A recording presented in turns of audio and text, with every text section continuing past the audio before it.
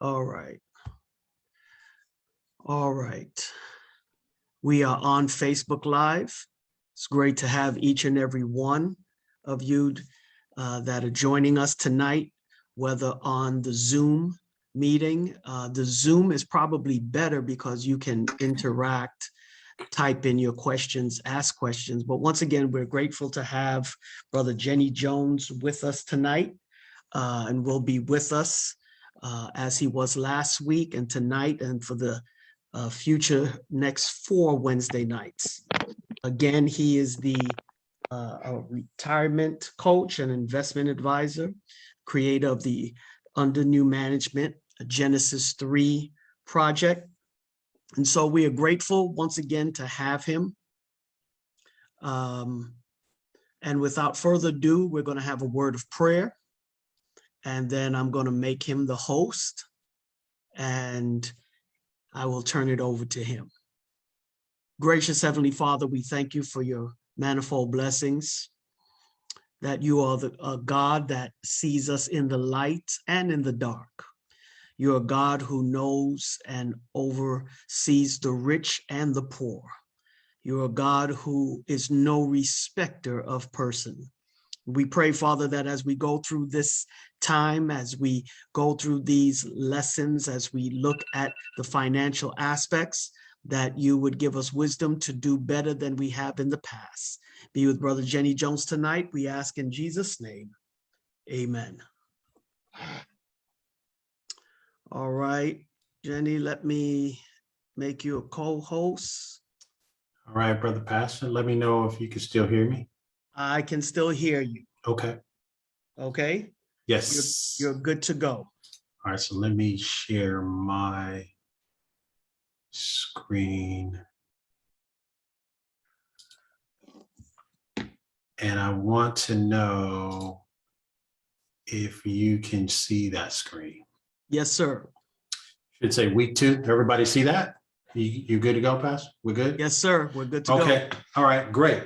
Great. Thank you all for joining me here. Some of you guys, it may be your first week joining. You may have missed us on the first week. We definitely had a blessing there, breaking down some of the fundamental pieces of what God says about our money and the management and stewardship of our money.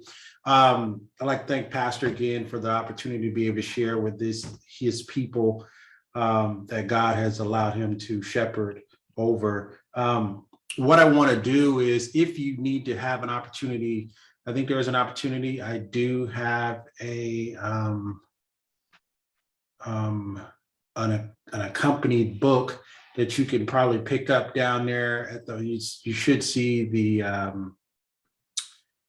URL down at the bottom, sleek.bio, financial evangelist. Pastor, I don't have the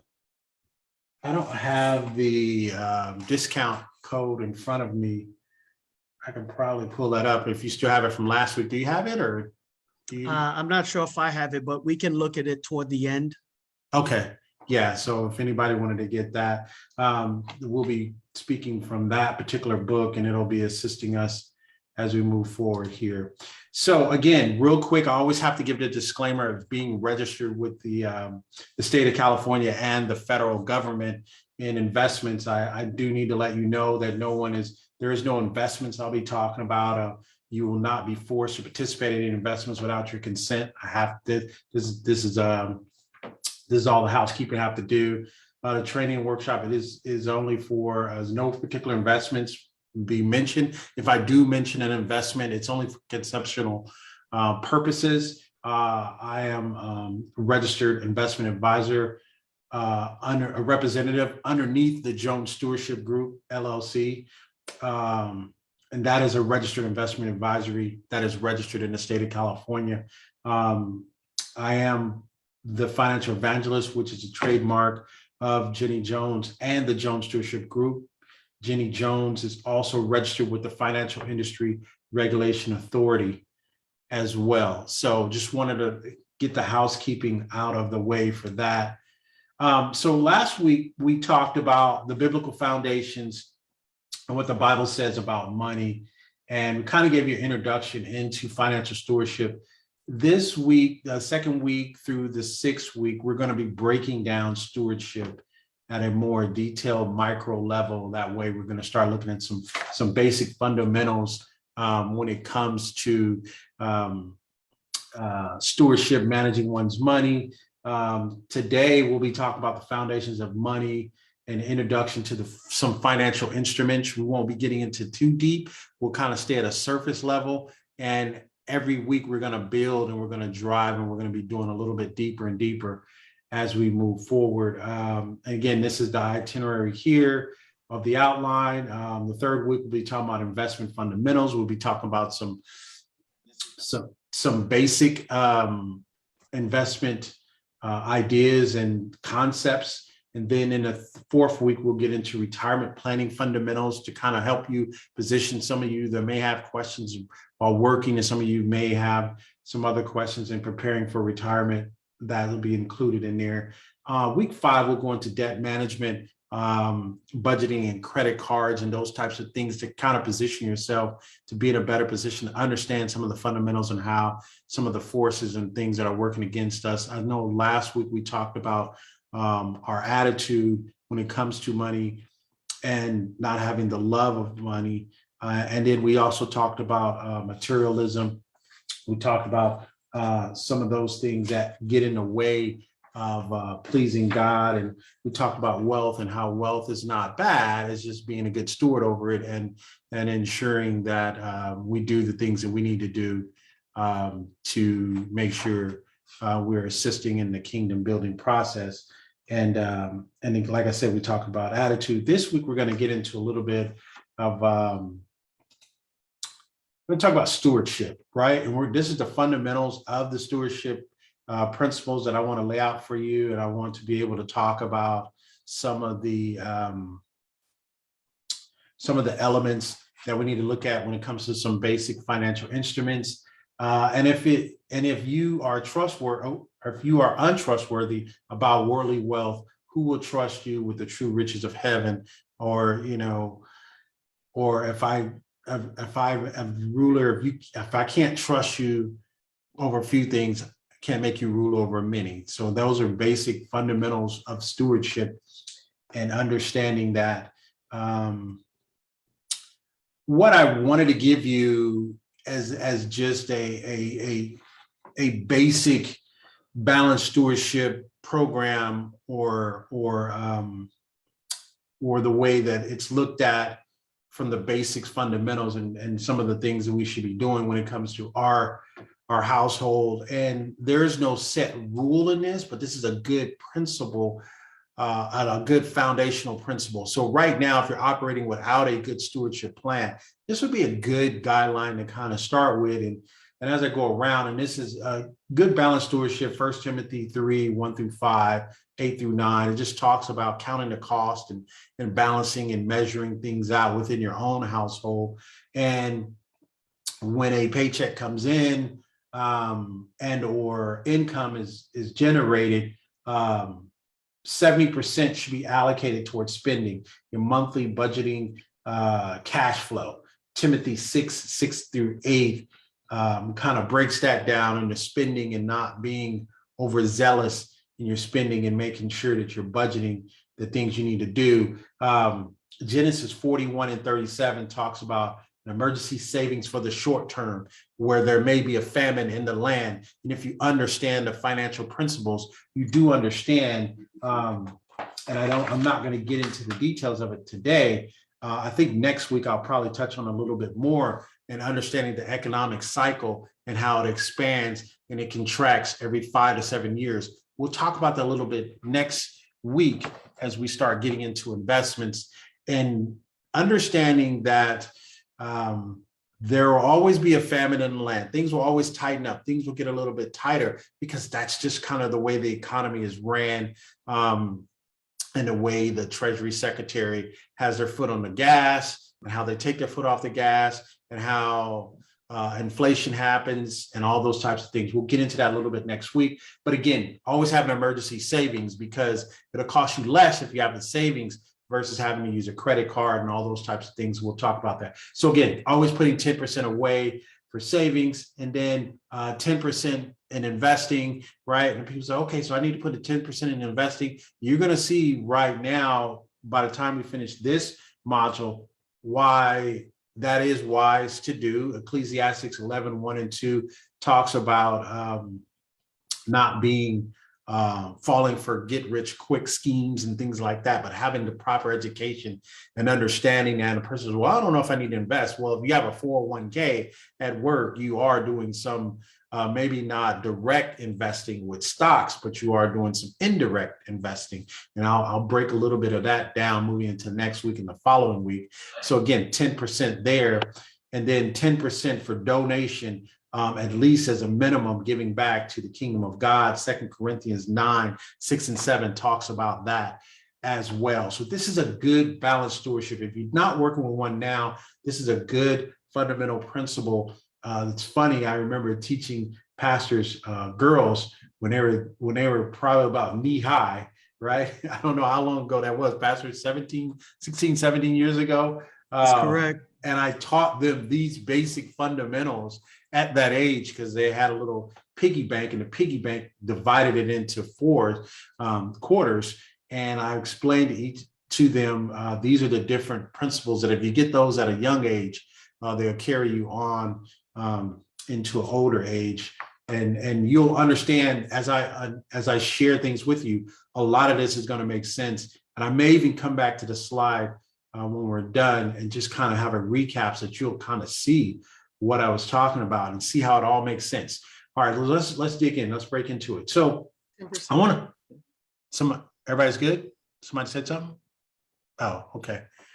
All right. So I want to start you out by talking about the core four, right? And it's easy for me to explain it like this. When it comes to finances and or the basics and the instruments, you have to understand the core four. I also teach this when I'm teaching some of the teens and some of the workshops that I do with them. I talk about the core four because if you can manage or understand these core four, then you're on your way to being able to survive different financial things when they come upon you. You can always go back to the core four. And I'll explain it like this. I think people know what taxes are, right? I don't have to tell people, hey, what taxes are, but taxes is one of those things that can get away from you if you're not well-versed in it, if you don't understand it. But that is one of the balancing factors when it comes to good stewardship. I want to say 2 years ago, the tax code changed for a lot of people. A lot of people still don't know that the tax code changed. This class is not about that, but it's about understanding and being educated on that. The tax code did change.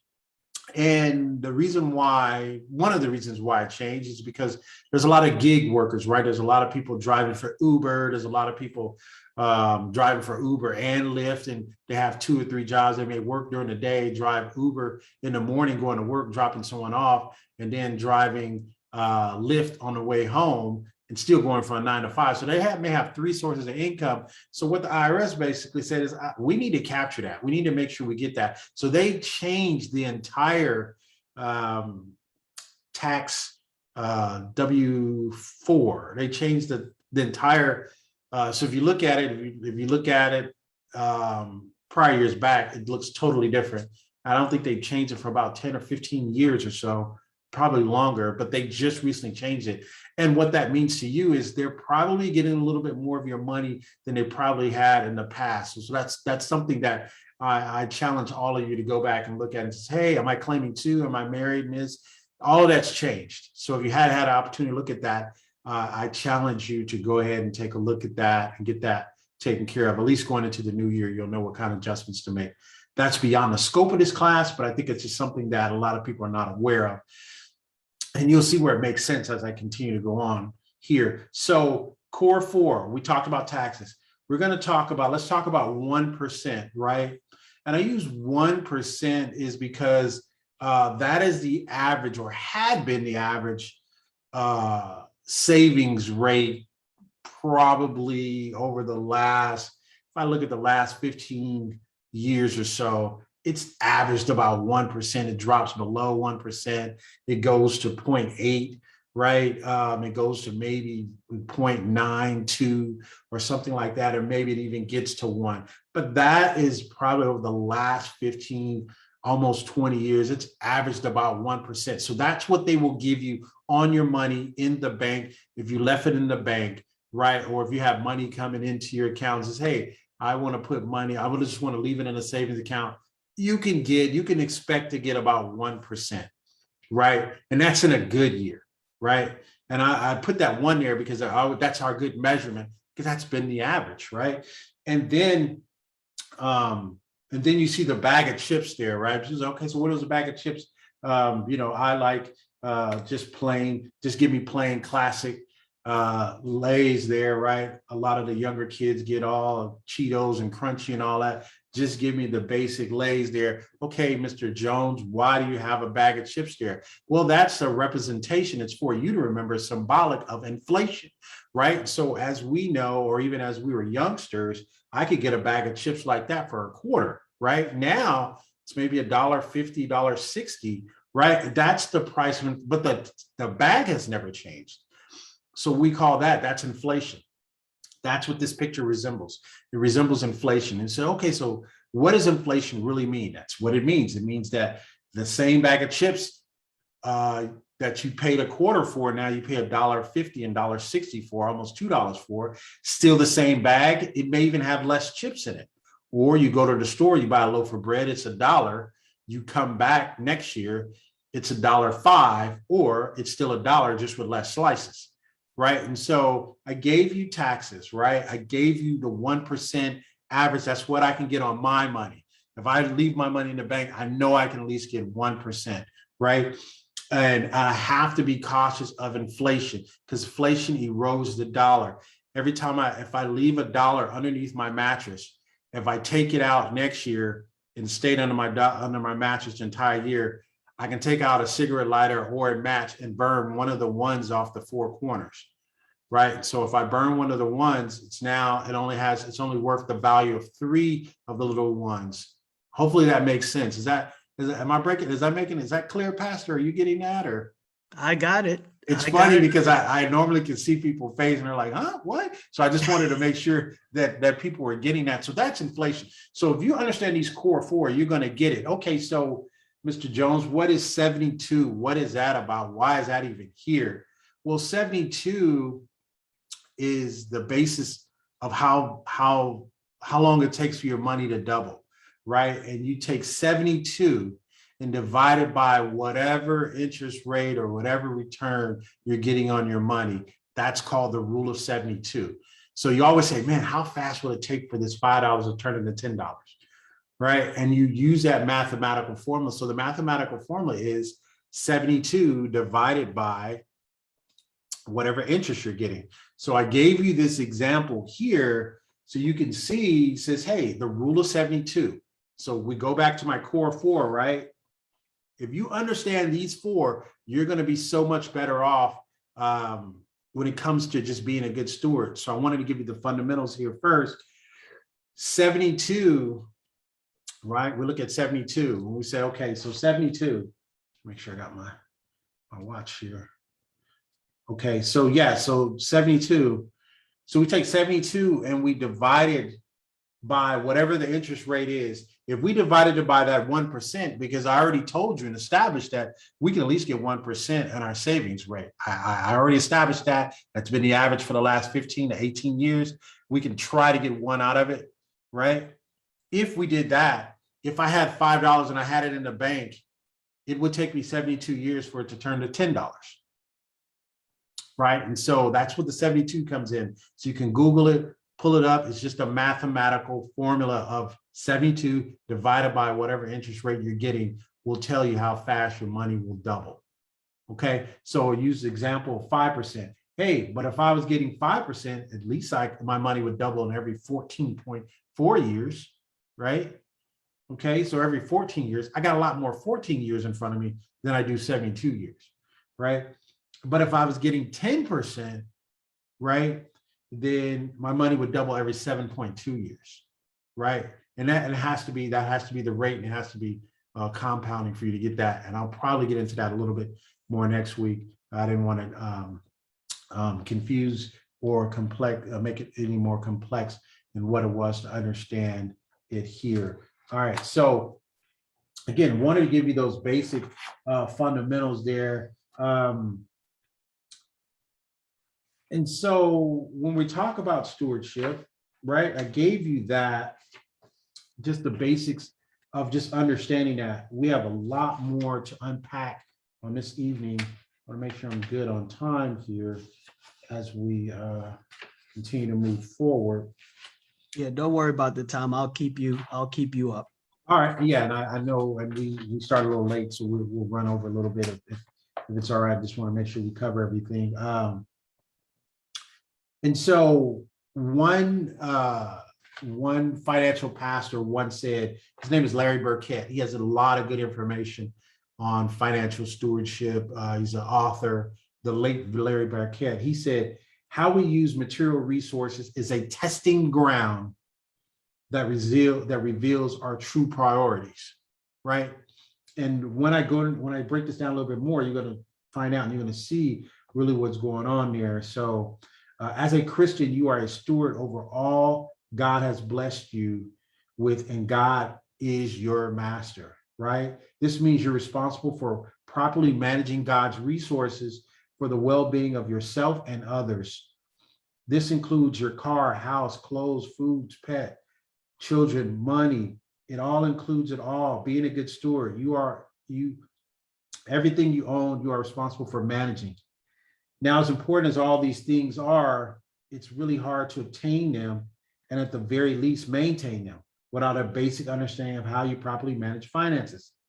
Therefore, sound management and budgeting skills are the utmost important for the Christian, right? And I gave you some fundamentals here. We talked about the core four. I know, having a master's in finance, there is so much that people just need to know. Finance can be very complex, but that's why I tried to make it very simple and gave you the core four so that you understand it. It does not have to be that difficult, right? So we talked about the core four. Now, let me give you this. This is, I'm not going to say it's advanced, but I think fundamentally you need to get this, especially those of you who like to be on Facebook, right? And there's nothing wrong with being on Facebook, but understanding what is happening to you while you're on Facebook and some of these other devices and or handheld devices or tablets that you may have, and just understanding the psyche behind that.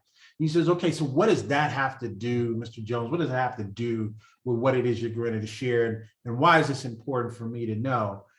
What's important for you to know is the GDP, or the gross domestic product. This is very important, especially in times like now, when if you're living in California, gas is almost $5 a gallon, right? Understanding these things, being a good manager, being a good steward. The gross domestic product, so that you'd understand, for those of you who don't know, some of you may know, but I'm going somewhere with this, is it's the total of goods provided in a country during 1 year. It provides an economic snapshot of an economy and its growth rate. Basically, it's the cash register in the sky for an economy.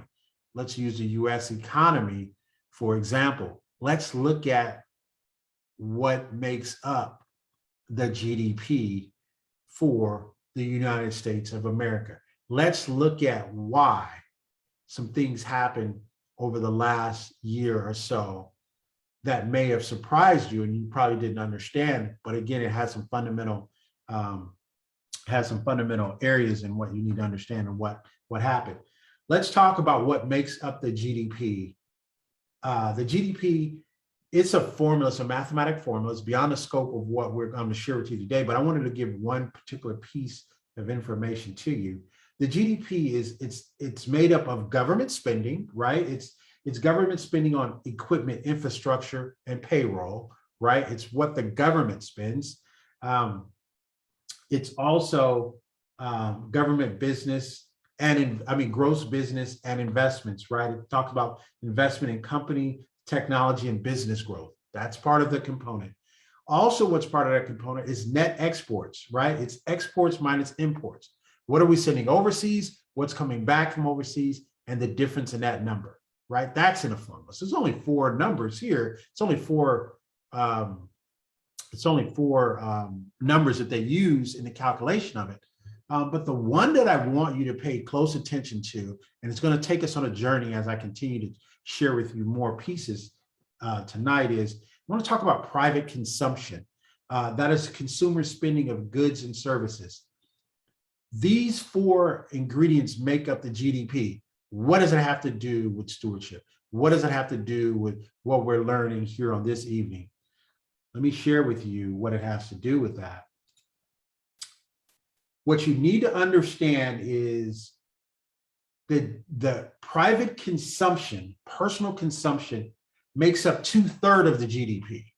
Okay, so break that down for me, Mr. Jones. I'm trying to follow what you're saying. Let's talk about net exports, right? Over here, if you see to the side, it's in the orange. Net exports, small number, right? We traded some stuff to Japan or Europe or wherever we traded something and got something back. They sold us some goods, some stuff to China, they sent something back. Okay, that's okay, right? Then we talk about the government consumption, expenditure, and gross investments in government and infrastructure, and building bridges and keeping our roads safe. Okay, well that's a nice little number there, right? That's 3, 5, 6, 9. These are in billions, right? So then we talk about the gross private domestic investments, right?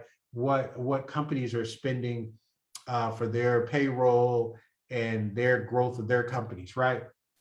But look at the number on the end, right? Look at the number on the end, the largest number. It makes up 2/3 of the total dollars for our GDP. So in the cash register in the sky, I talked about it, the biggest cash register in the sky, right? If you're at a store, let's do a little logical checkout. You're at Target, you're purchasing something. When they hit and the cash register opens up, 2/3 of the money that's in that cash register comes from consumers, right? Pastor, did you get that? Or work with me, Pastor. Don't leave me out here now. I won't leave you, man. I got you covered. Listen, 2/3 of the national consumption, 2/3 of the GDP, us as an economy, how we're doing, comes from consumer spending. So now that answers all your questions, why everybody's getting all these stimulus checks. Man, I got a stimulus, man, a check showed up. I was like, man, check in the mail. That's for you to consume because that drives and keeps the economy going. Man, I wish I could see y'all faces right now, right? Some of you guys may have known that, but a lot of you probably didn't, right? This is the GDP, our cash register. Our cash register is made up of these four elements. How do we do it as an economy, right? This is where a lot of the force, and I don't want to get into this conversation, but a lot of this getting the vaccine and all that, it's really so we can still continue to consume. That's really, there's a lot of other factors and variations, but you got to think of what's driving this. What's driving this? Why are they saying we can't get back to work? Why we can't do this? Because if nobody gets back to work, they don't need workers. Payroll's not working, right? So I'm not paying anybody. I'm laying everybody off. But if everybody's being laid off, they don't have money in their pocket. They can't consume. So two factors are at hand here, right? Actually, three factors, right? Actually, all four factors, because gross business investments is not happening. No investments in payroll, right? Private consumption is not happening because nobody has any money to buy anything, right? And net exports, right? Or new imports, because we're not sending anything overseas. We don't have any money to do all those types of things. Man, that's a whole sermon, Pastor. I don't want to get stuck. I don't want to get stuck there, but that's so you understand. And I brought up the smartphones and things like that is because when you're on these social platforms and you're on Google and you're on, these things are tracking you and understanding what your purchasing habits are. If you have your location turned on your phone is tracking, says, oh man, they go to Burger King a lot. Let me send them some Burger King coupons, right? Or they go to Target a lot. Let me send them some Target coupons. Everything is designed for you to consume. People talking about, man, they have Christmas stuff up already. Why? Because they're speeding up. They're speeding up the commercialized spending for you, right? That's what they're doing, right? People say, man, they're showing Thanksgiving stuff already. They're showing Thanksgiving stuff 2 months ago. Why? They're spinning up the consumer consumption cycle for you. Does that make sense? Everybody getting that?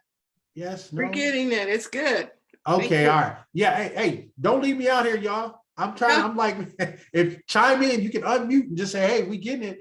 I would appreciate that more than anything because I can't see faces. I'm used to teaching this class with live faces, right? But of course, because of the pandemic, we are where we are, right? And that's okay, but I still want to make sure that we're all getting it, right? So gave you that little piece, right? And again, you're wondering how coupons and stuff show up. My wife says, how did they know I was doing that? I said, because you keep your phone on. They know you go to Macy's all the time. That's why you get all those Macy's coupons. That's another sermon for another day. But listen, I'm going to start you guys off with the basics of money. Everything starts out in cash, right? Listen, I got paid, I got cash. If I have $20 in my pocket, I know what I have in my pocket.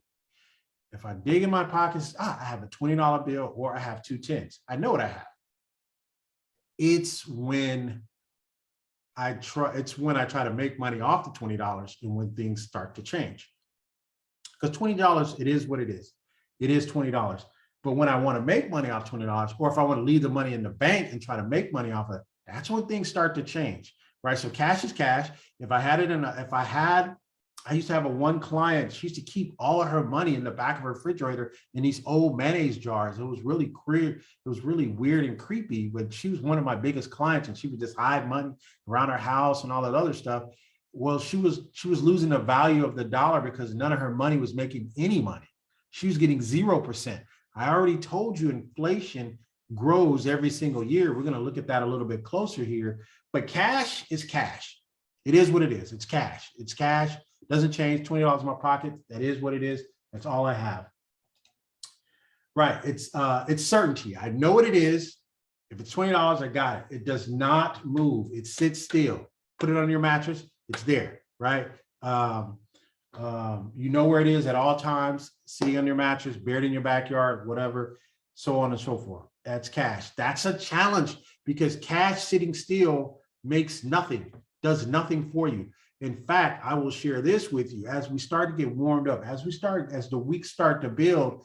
If you have money that has sat still for more than a year, you've lost money. So I don't want to lose money. I don't put it anywhere. You've lost money because it's sat still. And I'm going to break that down to you so you guys can see that clearly when I break it down to you. He's like, yeah, he's right. I actually lost money. All right. So here's how you lost money. And here's one of the ways you can lose money.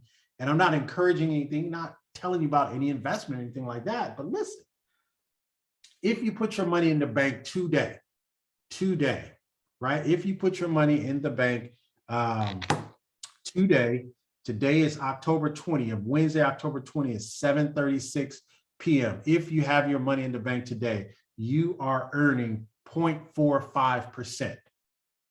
Now, I'm going to allow you guys, it looks like Shannon is already unmuted, so you can answer this question for me, Shannon. I already told you, what was I giving you on average for the bank rate for savings rate? What number did I give you? I'm sorry, Mr. Jones, I jumped on a little late, but I think What? 4%. Yes, I definitely didn't give you 4%. So we're gonna have to move to another student. we gonna have to give you. We got to move to another student. I mess with you. No, I appreciate you joining in, Pastor. Help us out. How much? I'm is the sorry, bank giving? you gave us 1%. 1%. It's just funny. No, it's hilarious. That's why all my classes are interactive and stuff like that. So I'm trying to get used to this Zoom thing. So I gave you 1%. I gave you that over the last 20 years. I gave you that on average. That's all right, Channing. I got your back. He got your back. Shane, like, you, wait a minute. Pastor. I can't believe he just called on me and I just showed up. Thank you, Pastor. Thank you, Mr. Jones. It's all good. No, she's like 4%. I was like, I know good and well I didn't give you 4%. It's all good. So if the bank, I gave you average of 1%. But right now, today, as we speak, the 20th, right? The 20th of October, the savings rate is 0.45%. It's not even 1%, right? So now we go back to our inflation. We talk about our bag of chips, my favorite classics, right? Sitting in the middle. Inflation rate on average right now is 2.4%. We can all do basic math, I'm hoping, right? If my money's sitting in the bank earning 0.45, not even one, it's earning 0.45%, and inflation is growing at 2.4%, does that make my math right when I said you lose money if your money sat for more than a year? Absolutely. That's basic math. You lost money if your money sat for more than a year, because this is average or annual, right? So bank is giving me 0.45%, inflation rate's going to 2.4%. And oh, by the way, I will tax you on the 0.45 that you make. That goes back to our core four. Taxes is right there. So if my money is doing nothing, my money's under the mattress, it's buried in my backyard, I am losing money, right? And so again, they don't call me the financial evangelist for nothing. I break all of this stuff down so people get it and they can understand it. So let's move forward. I just wanted to show you and prove to you that even if you did have your money in the bank, and I'm not saying you shouldn't have your money in the bank, I'm just saying there's other ways to try to keep up versus just letting it sit there, or even worse, just having it sit underneath the mattress or something like that. All right, so we had cash. It's when we try to make money off our cash is when we move to income. Now, next week, I'm going to cover the top two. There's only 5 areas to our basic fundamentals of building out our understanding the fundamentals of our money and our cash flow. So we had cash. Cash is what we got. If you look at this pyramid, the strongest portion of this pyramid is the base. Listen, if I got $20, I know for a fact I know what I got. It's when I started try to make money off of the $20 is when the game changes, right? And we're talking about being good stewards. We're talking about I told my pastor this, and my wife and I, we've had this discussion before. I always want to be in a position to give to the Lord. I always want to be in a position. I never want to be where I can't give back to the Lord because he's been so good to me, right? I've cheated death twice already, right? And so I owe it to my Lord and Savior, right? So, I was in a parachute accident. I fell 2 stories. I should be a quadriplegic right now, right? I should have no activity from the waist down, right? I had cancer, right? A couple of years ago, I had cancer. I only have 1 kidney. I owe my Lord and Savior my best. I owe him the first fruits of my labor, right? And so I share all that to say, I always want to make sure people are just being good stewards with that which he has blessed us over. And he has increased my territory because I've been a good steward over that which he has blessed me over, right? And it's when I try to make income. Now the game changes because I always want to be a good steward, right? I always want to be able to give back to him. If my money's sitting dormant, if it's sitting still, I'm not being the best steward that I am. The Bible talks about it. We even talk about it here in the book that I put here, just being a good steward, where I talked about spending. And but the Holy Spirit produces the kind of fruit in our lives: love, joy, peace, patience, kindness, goodness, faithfulness, gentleness, and self-control. There's no law against these things, right? Let's talk about spending, right? Being a good steward. But my income is when I try to make money and try to keep up. There is some certainty, right? It does not move. Sometimes it sits still. And, this is for income. I didn't change the slide out. I apologize for that. So there is uncertainty is what it is, right? And it doesn't sit still when it comes to income. So it's the do nots on this one. I didn't change the slide out. And you don't know where it is at all times. So it's the opposite of these 3. This is the one slide I didn't switch out. But you don't know, right? It's when you try to make money off of your money. One of the ways you can make money off of your money is, and everybody traditionally knows that if you're over a certain age, you understand certificates of deposit, right? People says, oh, you go in the bank, right? And the bank says, Mr. Jones, we notice you have, several $1,000s in your bank account. Would you like a certificate of deposit? And you're like, okay, certificate of deposit. I'm like, yeah, certificate of deposit, right? And everybody's had their experience with these certificate of deposits. Is because when you give them a certificate of deposit, you're signing away your money for an amount of time, right? And maybe a year, maybe 6 months, maybe 2 years. They try to give you the best rate for the longer they may have it. But here's what you need to understand about a CD. You're turning over your money in exchange and letting them make money off of your money. They're like, listen, we know what we're doing, right? So let us take your money. Let us take your 10,000, 15,000, 20,000, and let us make money off of that. Well, they'll go and they'll make 8 or 9%, or using an example, they use 5%. They can double, make 10% off of it. They can double your money, right? In 7.5 years, right? 7.2 years. They're doubling your money and they're paying you, again, maybe 1%. So it's taking you 72 years for what they can do in 7 years with your money, right? So certificate of deposit, you sign a certificate and said, hey, we're going to have your money. When you try to break the contract, then they penalize you, right? So you can end up leaving with less money than when you first put money in, right? And the downside of certificate of deposit is they don't pay you until they're giving you your deposit back. So that could be 3 years from now, and you'd actually get your money back plus the interest they were going to give to you. Well, man, what could I have done with the interest had I gotten it back sooner, right? And that's the frequency effect when it comes to compounding interest. And I'm going to break that down a little bit more next week as we move forward. Okay, because I kind of want to wrap up and kind of want to move us to a position where you understand. So we talked about a CD, right? A certificate of deposit, to give you that. They penalize you if you take it early or if you break the contract, right? We talked about that. Now let's talk about a money market. Now, this is beyond, and I don't want to get into anything, any more specific. I'll just come straight out and say it right now. As a minimum, you should have a money market. As a minimum, you should have a money market. And let me explain that to you. Let me break this down to you so it'll make more sense to you, right? So some banks offer money markets, right? And you've probably heard the term. So let me break it down for you a little bit further. It has money market here is in the gold, traditional savings is in red, and a traditional checking is in blue, right?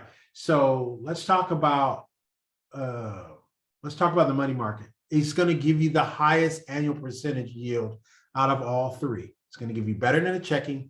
It's going to give you better than a savings. And this is the closest thing you're going to get to making this is the safest money you can make. Is it guaranteed? No, it's not guaranteed. It's a money market. It's where money is actively participating in the market, right?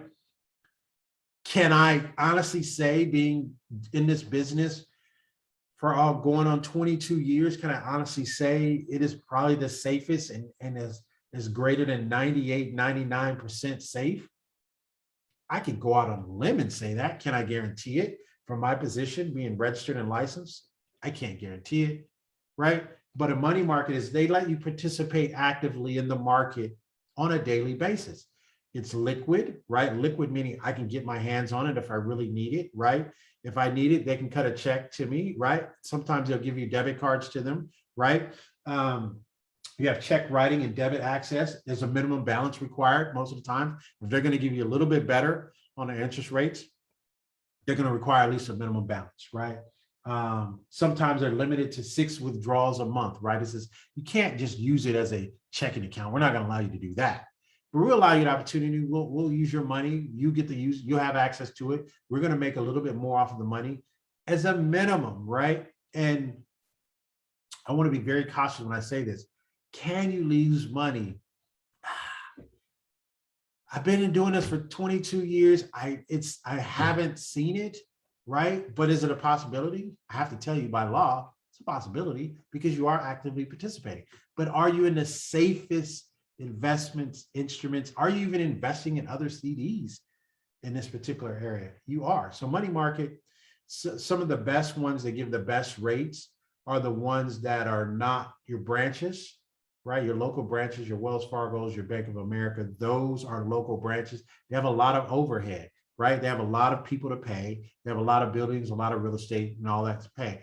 A lot of your online, right? Fannie Mae has one. I think TIF-CREF, which is the teachers retirement, they have money markets. So those are institutions. They don't have any local bank areas, but they have them where you have to send in your check.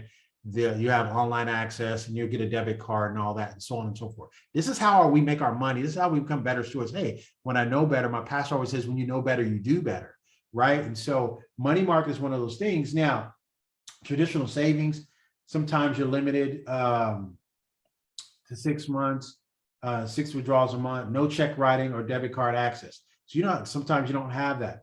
Savings may require a minimum balance, right? And then traditional checking, unlimited withdrawals, checking and deposit access, most don't require a minimum balance. So these are your 3 different ones that you have here, right? But the highest annual percentage yield is going to come from a money market account. And I want to be very clear. Is there risk associated? Yes, right? But very unlikely that you'll lose money in a money market because it is a money market. And here's what you need to understand. I'm going to give you this, and I'll probably break it down a little bit further next week. It's the frequency of when you get your interest payments is where you stand to start trying to make the most money. So let me give you an example. If I told you I'm going to give you interest on your money every single day versus I'm going to give it to you monthly or I'm going to give it to you yearly or annually. If the frequency is increased, the better for you. So if I told you I'm going to give you interest every single day on your money, say, hey, I sent your dollar out today. Your dollar came back with 1 cent. That's a benefit to you because tomorrow you get to invest $1.01, right? That's the frequency. But if I tell you can't get 1 cent for another 30 days, then you start to lose money. And I'll talk, and you don't lose money, it's just your money doesn't work as hard. But if my money's out there running on a treadmill every single day, then I'm making something back. That's the frequency. If you're going to look for a money market, there are some money markets that pay you daily, right? If nothing else, if you get nothing else from this class, this session, if you just showed up tonight, remember this. Try to look for a money market that pays you daily. It pays you interest daily. Every day you will get interest. That's what you want. That's how you know your money's working hard for you. Okay. So money markets have that ability, right? Savings accounts don't have that ability, right? I think credit unions pay you every quarter or monthly. I think credit unions pay you monthly. I think bank, and then a CD pays you when it's time. Hey, it's 3 years and here's your money. No, 3 years. What can I do with 3 years, right? Are you going to pay me every day? Oh, I'm interested in that, right? You're going to make money. I'm going to make money every single day. Yes, because I'm going to put that money to work tomorrow as well. So I don't know, Pastor, I get a little passionate about this, man. You know how I get about this stuff. So, Well, I don't want you to be dispassionate. He said, let me just let you know that, right? So as we kind of come to a close here, I want to break some other things down for you so that they'll make sense. And I just wanted to give you some fundamentals here. We're still talking about income, right? And so we have cash, but then we have income. So when we try to make money off of our money, CD being one way, right? Savings account being another way, bonds being another way, right? So the term bond is, the bond is a debt instrument, right? My word is my bond. If I say I'm going to pay you, I'm going to pay you. That's where that term comes from.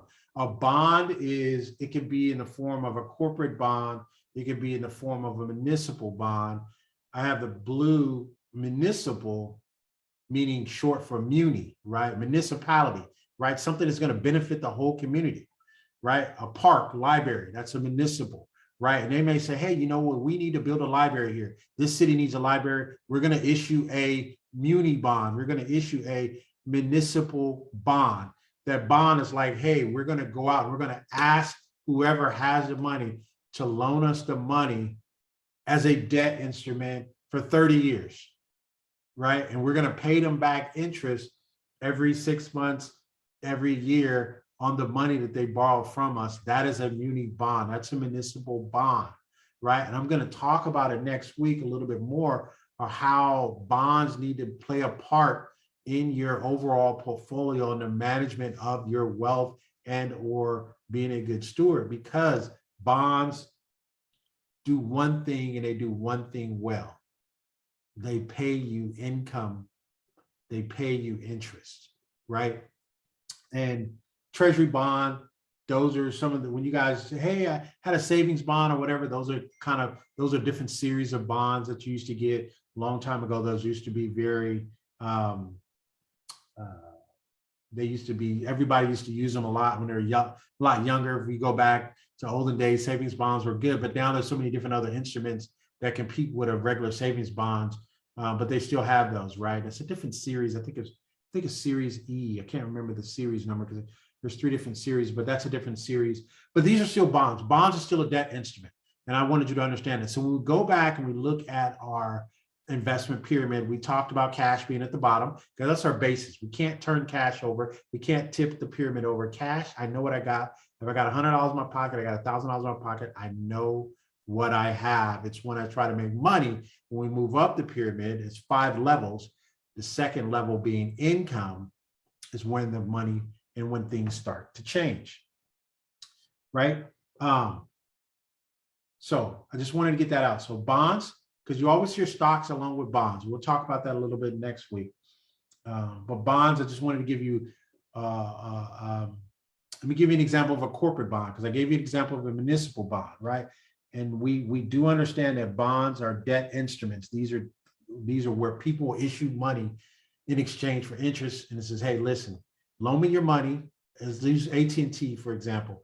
If AT&T said, hey, we want to build out our footprint, our spectrum, right? We want to put more towers down there in Mississippi where my wife's parents live. I hope nobody's here from Mississippi. They have gnarly no towers out there, right? And so when you go out there, it says, man, AT&T, you guys need to get more towers. And they says, we don't have the money, so we're going to issue bonds. So they said, we're going to issue a $40 million worth of bonds, and we're going to pay people back from as we build out the network and build out our towers.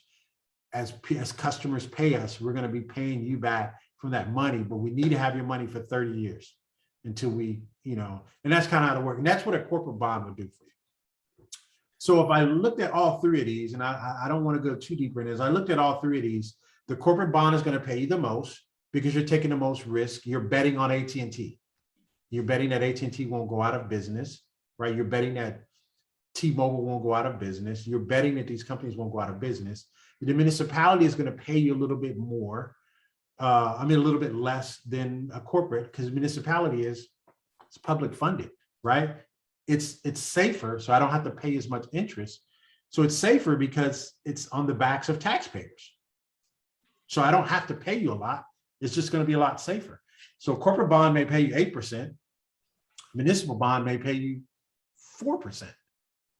But that's Jenny, 4%. Yes, let me interject here. You have Yes, about sir. 5 to 7 minutes. I'm wrapping it up, sir. Go ahead. And I don't know if you want to have questions and answers. There is a question from the Facebook asking about Bitcoin, I guess digital, and I don't know if you're going to have a segment next week. I'll add that in next week. Yeah, I'll add that in next week. Good. So I know we're going some with a cashless society. Yeah. Apple Pay, Bitcoin, Doge, all those things. So the person asking that question on Facebook, please next week. Be back next week, Uh-huh. and our financial evangelist Jenny Jones will answer it then. Because Okay, we'll go be ahead. moving into investments next week, and we're gonna, and then if it's, like I said, if it's up to you, we're gonna probably run over about at least 3 to 5 minutes because we started, I think, a Oh, little bit that's later. fine. That, yeah. Okay, and I'm okay with that, right? And I just wanted to make sure that you would be okay with that. I want to still catch some questions as we Absolutely. move from there as well. All right, so corporate bond's going to pay you 8%, and thank you for that, Pastor. Thanks for letting me know. So corporate bond's going to pay you 8, municipal bond's going to pay you 4, and the treasury is going to pay you like 2, right? And that's the order that they run because it's safety, right? The treasury is like, hey, we the U.S. government, so our money is good. We'll run out of money, we'll print more, so we don't have to give you as much interest.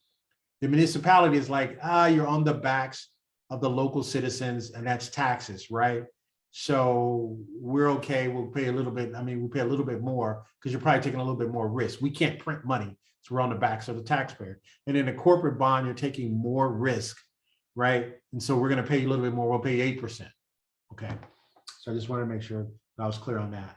Also, muni bond, I just want to get that in there. If you buy from the same place in your state of California and you buy the local bond, the school bond that they have, the LA bond, LA school bonds, or San Francisco bond or whatever, and a lot of that is going to be tax-free as well. So you're not even going to get hit with taxes on that when it comes to the muni bonds as well.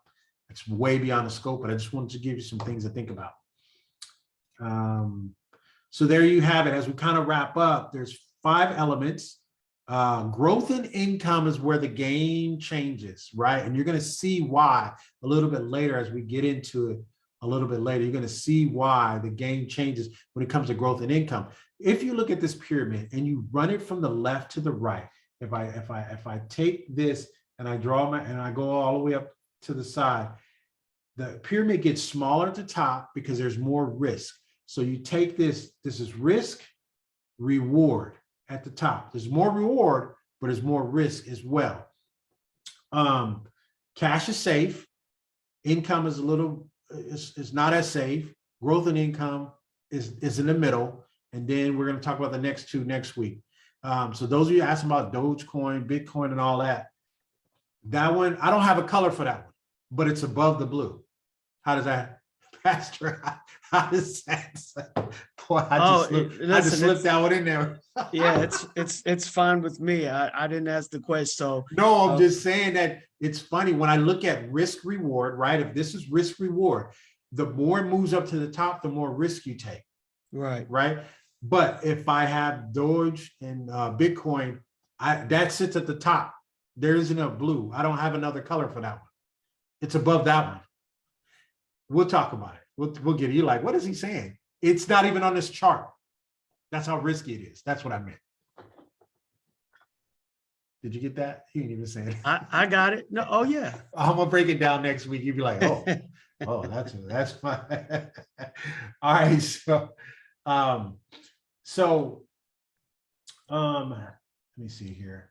As we close, hold on. Did I freeze here? Hold on. Let me see.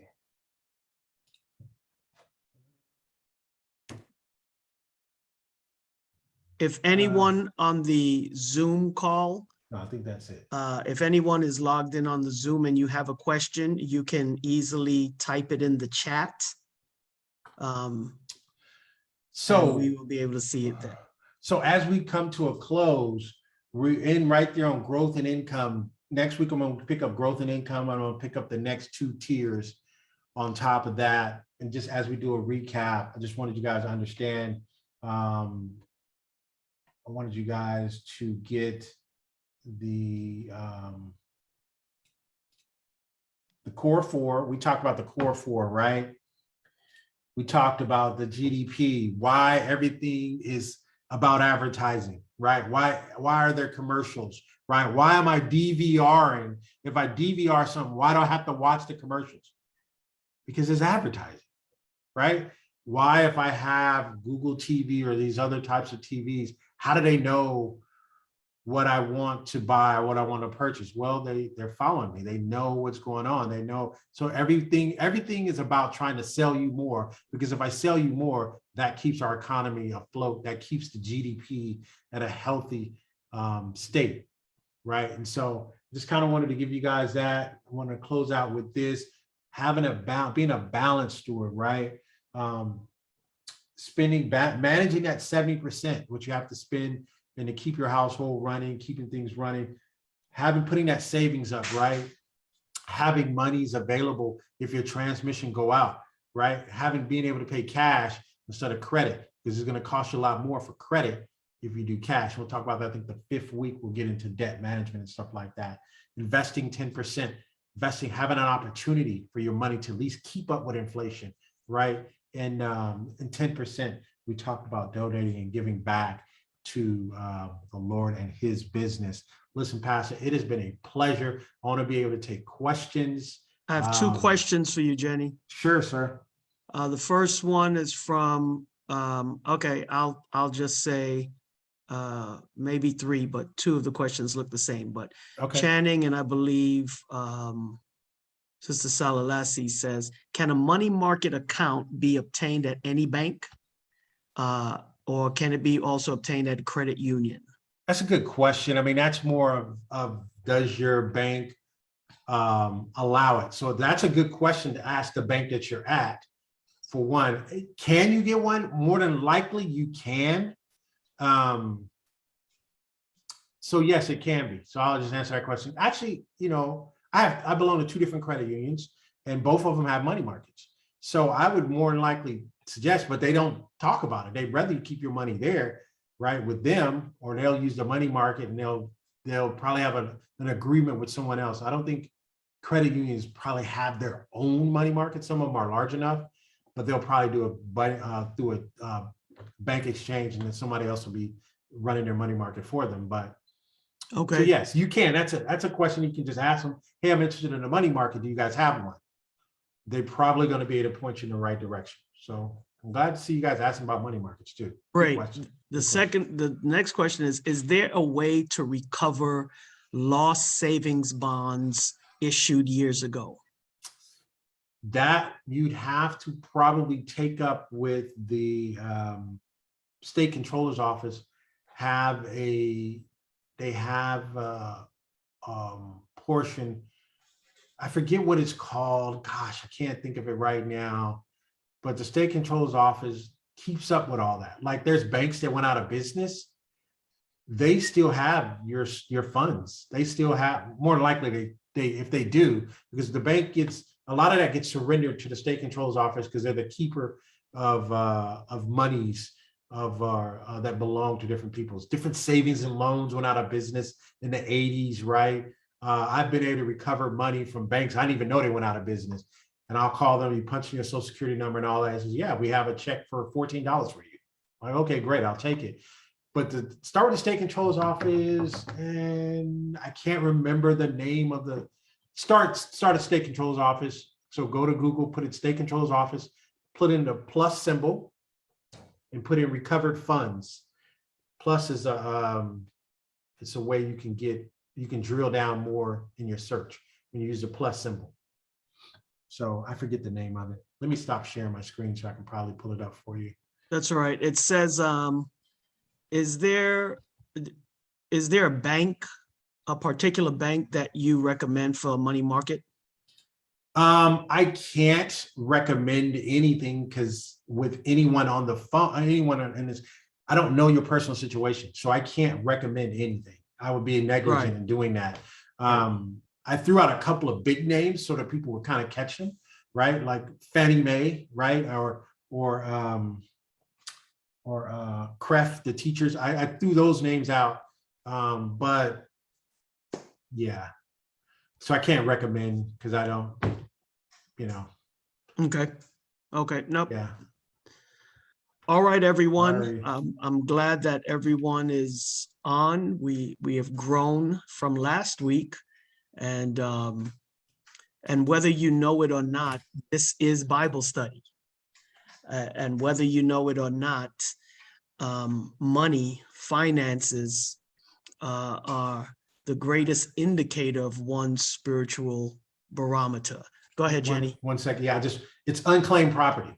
That's what it is. So I wanted to make sure that I didn't want to forget it. It's the state controller's office, unclaimed property. you'll be able to find a lot of money that's there that you can't remember, or bonds and all that other stuff. So thank you, Pastor. I wanted to get it out there. Thank you. No. I appreciate you finding it. Okay, so State Comptroller's Office, unclaimed property. Unclaimed property. That's what it Unclaimed is. property. You'd be amazed at the stuff that they have. That if you haven't checked, because normally all you need is your social security number. Then to pick it up, you have to prove that who you are, and they'll turn it over to you, funds or check or whatever, stocks and everything. Yep. All right. Thank you. We pray that this has been beneficial to everyone. We want to thank everyone for joining us again. Jenny Jones, our financial evangelist, will be back with us on next Wednesday evening, sharing his knowledge, sharing his wisdom, and freely giving it. Once again, you're getting information that many individuals would have to pay a good amount of money for. And we want the people of God, as we mentioned, we want to be the head and not the tail. That means that we want to be able to think and not just go off emotions. And so until next week, may the Lord bless you and keep you. May the Lord make his face to shine upon you and be gracious unto you. May the Lord lift up his countenance upon you and give you peace, both now and forevermore. For those who are not members, you can contact us at the Big T at the Tamarind Avenue Seventh-day Adventist Church at 417 South Tamarind Avenue at 323-774-0181. If you are on the Zoom and you can see the chat, Jenny Jones has his information there, that you go to sleek.bio/financial evangelist. Okay. And you will be able to get and even purchase more information there. Thank you so much. God's blessing on you all, and God's will, we'll see you all next Wednesday night. God bless and good night. Thank you all. Bye, Pastor. Okay, Jenny. Good night. Night.